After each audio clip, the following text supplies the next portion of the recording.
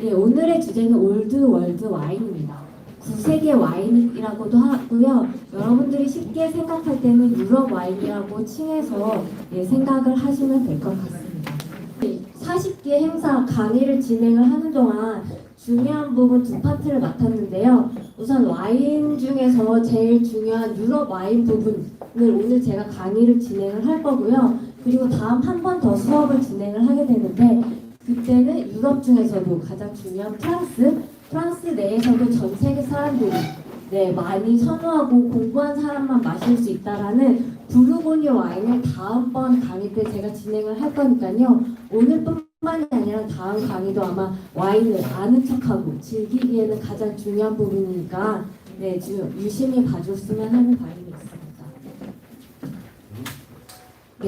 구세계 와인 하면 구세계 와인과 함께 여러분들이 떠올라야 하는 단어가 바로 신세계 와인입니다. 그러면 구세계 와인과 신세계 와인은 어떻게 구분을 할까요? 저희는 문화인이고 지식인이기 때문에 세계사적으로, 문학적으로 조금 더 깊게 짚고 넘어가도록 하겠습니다. 우선 구세계 와인을 보면요. 여러분들이 와인의 역사, 와인 책을 첫 장을 폈을 때 와인의 역사가 나오죠. 그래서 와인은 여러분들이 알다시피 프랑스 와인이 최고니 이태리 와인이 최고라고 하지만 실질적으로 와인이 시작된 나라는 중동이었습니다. 그래서 중동에서부터 시작된 와인은 그리스를 시작을 해서 이태리, 프랑스, 독일, 그리고 오스트리아, 헝가리로 넘어가고 또 더 넓게는 스페인, 포르투갈까지 이렇게 퍼져 나가게 되는 게 바로 와인의 역사죠. 그걸 하나씩 밟고 지도를 보면서 여러분들이 와인을 공부하게 된다면 와인에 대한 지식뿐만이 아니라 전 세계적인 세계사라든가 문화를 이해하는 데 굉장히 중요하기 때문에 이동현 이사장님이고 저도 항상 지도를 가지고 와인 공부하는 걸 굉장히 좋아하는 타입입니다. 그래야 여러분들이 문화인이 될 수 있는 바탕이 될 수 있는 거니까요. 이렇게 시작된 유럽 와인은요. 여러분들이 알다시피 신항로 개척이라고 아시죠? 항로를 개척하는 걸 바로 신항로 개척 시대라고 하는데요. 15세기, 16세기에 유럽뿐만이 아니라 다른 신세계를 탐구하게 됩니다. 신세계를 탐구를 할 때 배를 타고 떠나잖아요. 그 배에는 노예도 있고 종교를 가지고 배를 타고 떠나는데요. 거기에 가장 중요한 거는 포도나무를 가지고 신세계를 탐험을 하기 시작합니다.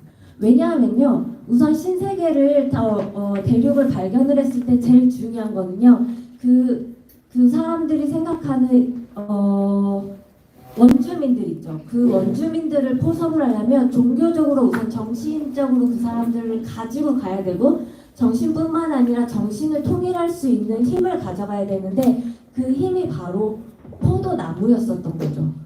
포도나무를 한번 생각을 하면 포도나무를 심어서 글라스에 와인을 담으면요. 포도는 한 송이에 1,000원일 수 있겠지만 이 포도를 가지고 와인을 담그면 한 병에 10,000원에 팔 수도 있고 100만 원에 팔 수 있고 굉장히 부가가치가 높은 사업이기 때문에 신항로를 개척해서 새로운 땅에 포도나무를 심어서 와인을 팔아서 또 다른 부자가 돼야지 했었던 게 유럽 사람들의 마음일 수도 있었을 겁니다. 그래서 15세기, 16세기 이후 새로운 땅을 개척해서 심어진 포도나무 있죠. 칠레라든가 호주라든가 하물며 미국같이 15세기 이후에 포도나무가 심어진 곳들을 바로 신세계 와인이라고 부릅니다. 그래서 지도적으로도 유럽 와인은 구세계 와인, 유럽을 제외한 와인은 신세계 와인이라고 여러분들이 칭하는 건 당연히 알고 있는 사실일 테지만 역사적으로 이렇게 문화적으로 우리가 지배하기 위해서 포도나무를 심었던 곳이 신세계 와인이라는 걸 알면 여러분들이 좀 더 깊게 와인을 다가갈 수 있는 배경이 될 수 있을 것 같아서 신세계 와인과 구세계 와인의 차이점을 신항로 개척을 빗대어서 얘기를 했죠. 그래서 제가 구세계 와인에 대한 책을 쓰고 있었는데 책을 쓰다가 구세계 와인을 어떻게 하면 편하고 쉽고 재미있게 표현을 할 수 있을까 해서 책 한 권을 더 썼거든요. 도시유 와인 향기라고 와인 소설책을 썼습니다. 와인을 이렇게 마시면서 어떻게 하면 유럽 사람들이 어떤 문화에 흠치해서 이 와인을 고르는지 소설책에 이렇게 써내려가는 거를 네, 두세 개 와인만 빗대어서 쓴 책이기도 합니다. 소설책이죠. 이런 두세 개 와인을 조금 더 텍스트로 한번 들어가 볼까요? 구세계 와인과 신세계 와인을 지도나 역사적으로 나눌 때는 지도를 보면 되지만 글자로 한번 나눠보도록 하겠습니다. 신세계 와인을 하면 프랑스를 제외하고, 프랑스는 원래 수업 시간을 깊게 다루기 때문에 이태리 와인이나 스페인 와인의 와인 네이버를 보면요, 끼안티 클라시코, 리호아 이렇게 와인 이름이 적혀 있습니다. 그래서 여러분들이 와인을 배울 때 가장 배우고 싶은 것이 와인 라벨은 어떻게 읽는 거예요? 라고 이렇게 질문을 많이 하시잖아요. 이게 바로 기본이 되는 바탕인데요. 유럽 와인, 두세 개 와인들은요, 와인 레이블에 와인 브랜드명, 뭐 농심이나 롯데 이렇게 브랜드명이 중요한 게 아니라 땅 이름이 중요합니다. 그래서 와인 이름에 땅 이름을 적게 되는 거죠. 그래서 이태리 끼안티라고 적혀 있는 와인을 여러분들이 만나게 된다면, 아, 이태리 중부 지역의 끼안티라는 지역에서 만든 와인이구나 라고 이렇게 지역을 이해해야 되고요. 여기에서 공부한 사람과 안 한 사람의 차이는요, 아, 끼안티 클라시코 이태리 중부인데 산지오베제라는 포도 품종 100%로 만들어내는 거지, 이렇게 여러분들이 대답할 수 있게 만드는 게 바로 공부인 거죠. 그래서 유럽 사람들은 콧대가 높기 때문에 너네가 우리를 공부하지 않고서는 와인을 좀 안 마셨으면 좋겠어라는 마인드가 없지 않아 있어요. 예. 근데 신세계 와인 있죠. 새로운 땅에 심어지는 와인들은 와인 레이블이 편하게 적혀 있습니다. 까르미네르라고 적혀 있고 말백이라고 적혀 있죠. 이렇게 적혀 있는 거는요, 와인 포도 품종을 적은 거예요. 그래서 포도 품종에는 포도 품종의 각각의 맛과 향이 있기 때문에 와인을 모르는 사람도 와인병을 보면, 아, 이 와인은 진하고 묵직한 와인이겠구나. 어떤 와인은, 아, 이 와인은 포도 품종의 모스카토니까 달고 프레시하겠구나, 이렇게 느낄 수가 있는 거죠. 그래서 신세계 와인을 만났을 때는 이렇게 간편하게 까르미네르 말백이라고 적혀 있잖아요. 그리고 또 하나 신세계 와인 중에 재미있는 게 하나가 있는데, 신세계 와인을 봤을 때 여러분들 1879라고 적혀 있는 와인 보셨나요? 여기서 1879를 모르는 분들은 간첩이죠, 간첩. 1879라는 와인이라든가 아니면 편의점에 가면 옐로우테일 있잖아요. 캥거루가 이렇게 노란색으로 이렇게 뛰어들고 있는 캥거루들. 그래서 신세계 와인들은 와인 이름들이 단순하게 적혀 있어요. 1879나 캥거루 와인들은 유럽 사람들이 신세계를 이렇게 지배를 하고 와인을 양조를 했는데, 이거를 종교적인 의미로 우리는 하나님한테 기도하는 마음으로 와인을 양조하고 그 사람들한테 종교도 전파하겠어라는 마음은 겉으로 표현되어 있는 것이고, 속으로는 어떻게 하면 이 술을 팔아서 부자가 돼야 되는 게 유럽 사람들의 목적이었거든요. 그런데 이거를 되게 힘들게 끼안티 클라시코, 샤토, 무똥, 노칠드 막 이렇게 어렵게 이름을 지으니까 새로 개척한 땅의 사람들이 그 와인을 사 먹지 않는 거예요. 와인 이름이 어렵고 비싸고 맛도 잘 모르겠고, 그러니까 유럽 사람들이 이렇게 생각을 하기 시작을 한 거죠. 아, 이 사람들한테 와인이 팔려면 마케팅을 제대로 해야겠구나 해서 문맹인이라고 하죠. 와인을 모르는 문맹인들한테 쉽게 다가가기 위해서 이 와인을 마시면 말이지 18호를 79타에 칠 수 있어. 이렇게 편하게. 아니면 왜 내가 지난번에 와인 마셨는데 그 편의점에 샀는데 캥거루가 뛰어다니는 그 와인 있잖아. 그 와인 나 다시 한번 마셔보고 싶은데 라고 다시 머릿속에 상기할 수 있는 마케팅 전략 있잖아요. 이런 마케팅 전략은 전부 다 신세계 와인들, 새로 개척된 와인 땅에서 와인을 판매하기 위한 전략이 된 거죠. 근데 이거는 무식하고 멍청하고 문맹인들을 선도하려고 하는 마케팅 전략이 아니라 지금 현대에서는 굉장히 중요한 마케팅이 되어 있어요.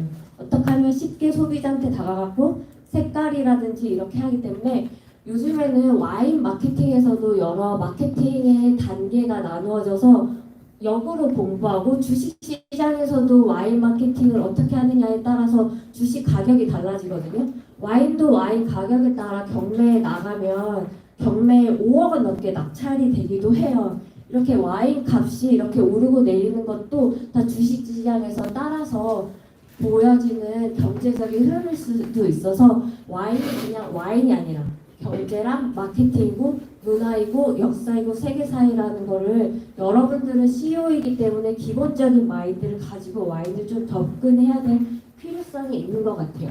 그래서 신세계 와인은 여러분들이 읽기 편하게 적어놓는다. 구세계 와인은 여러분들이 공부하지 않으면 와인을 접할 수가 없다라고 결론을 내리고 와인 공부를 시작하는 거죠. 근데 오늘 중요한 건 구세계 와인이기 때문에 여러분들이 공부를 해야 되는 와인을 집중적으로 다루는 겁니다. 그러면 이태리의 끼안티 클라시코는 지역이람이라고 했죠. 그래서 그냥 편하게 이태리 지도를 그려보면 이태리 지도가 이렇게 장화 모양으로 생겼다고 하면 이태리 중부에 토스카나라고 있어요. 토스카나 지역에 작은 지역이 끼안티라고 있거든요. 끼안티라고 있는데 이 작은 이태리 중부에 있는 지역이잖아요. 이 작은 끼안티 지역은 신기하게도 올리브 나무가 많이 심어져 있어요. 그래서 와인은 역사적으로도 굉장히 재미있지만 이렇게 지리학적으로 다가가면 이태리 중부는 바닷가 바람이 있고 올리브 나무가 많이 심어져 있지. 그래서 이상하게 와인은요, 그 주변에 올리브 포도나무가 많으면 올리브 향이 나고요, 와인에서요. 가끔 소믈리에가 블라인딩 테스팅할 때 이 와인은 말이죠, 호주의 무슨 와인으로 만든 와인입니다 이렇게 얘기를 하잖아요. 신기한 게 이 포도 품종이 호주 땅에 심어지면 호주에는 코알라가 먹는 유칼립투스가 많이 심어져 있잖아요. 그래서 와인에서 유칼립투스나 민트 향이 나요. 그리고 어떤 남아공 와인 같은 경우에는요, 남아공에는 분꽃 있죠. 진달래 같이 분꽃이 많이 피거든요. 그래서 남아공 와인을 좋아하는 사람들은요, 진한 빛깔의 레드 와인인데 은은하게 분꽃이나 분홍꽃 냄새가 나거든요. 그래서 남아공 와인이 가격 대비 많이 팔리는 이유도 은은한데 그 사이에 꽃향이 들어있기 때문에 아마 좋아하는 사람들이 그 향에 매료되지 않았나 싶어요. 그래서 이태리 와인은 아까 말했다시피 올리브 나무가 심어져 있기 때문에 적당한 산도라든지 미디움 바드라든지 감칠맛이 나거든요. 그래서 지금 여러분들이 이태리 중부지방의 와인을 지금 테스팅 할 건데요. 이 여러분들한테 지금 돌려드린 와인에서 내가 먹었던 칠레 와인이나 미국 와인과 달리 바디가 좀 약하고 산도가 있고 올리브 향이 나는지 한번 느껴보시면 될 것 같아요. 이렇게 돌려드릴게요. 그러면 각자 글라스에 따라서 한번 테스팅을 하면서 수업을 한번 들어볼까요?